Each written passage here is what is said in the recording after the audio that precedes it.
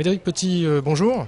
Bonjour. Vous êtes l'organisateur des rencontres internationales des PPP, c'est la 6e édition en 2012. Quel enseignement on peut en tirer? Écoutez, merci de couvrir cet événement qui tous les ans attire effectivement l'ensemble des acteurs qui font du PPP. On a lancé les rencontres pour accompagner la mise en place du contrat de partenariat qui est né en 2004 et qui aujourd'hui est un des outils de la commande publique, un des outils du PPP qui lui-même s'inscrit dans la commande publique. L'ensemble est maintenant sur une vitesse de croisière. On n'était pas sûr que dans le contexte actuel d'un ralentissement de l'activité, de moins de projets lancés parce que moins de capacité financière à suivre les besoins émis par l'État ou les autorités locales, il y avait un petit doute.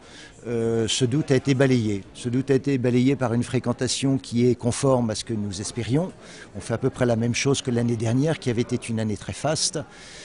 On maintient un pourcentage d'auditeurs issus du secteur public et d'auditeurs issus du secteur privé conforme à nos attentes et une qualité des travaux qui a été saluée par tout le monde. J'en veux pour preuve la dernière conférence à laquelle j'ai assisté où Bruno Bourbrock, le maire de Châlons-en-Champagne, président de la Fédération des maires de villes moyennes, venait nous expliquer pourquoi depuis la création de ces rencontres il était venu à 3 reprises.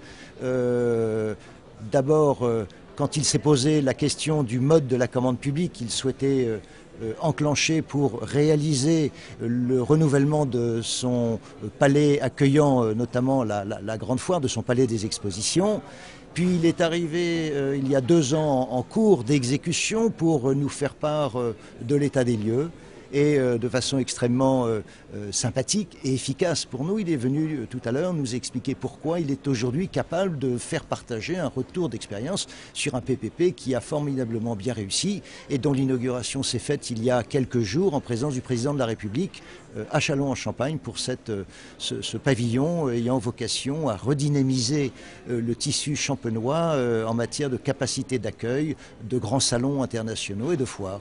2 jours extrêmement denses où on a reçu une bonne soixantaine de conférenciers venus animer les 8, je crois, conférences thématiques et puis les 9 formations professionnelles. Et je rappelle que celles-ci sont très importantes, qu'il faut lancer un PPP quand on en maîtrise un certain nombre d'outils. Il faut pour ça s'appuyer sur les cabinets spécialisés, des cabinets de conseil, des cabinets d'avocats, des financiers, qui sont, dans le cadre de ce contrat de partenariat, non pas ceux qui vont répondre à une offre prédéterminée, mais ceux qui vont se mettre autour de la table pour déterminer les meilleures modalités de conclure un contrat public-privé, où la partie privée emmenée par un leader va contracter avec le maître d'ouvrage public pour réaliser une opération qui sera sur une durée assez longue, mais à l'issue de cette durée revient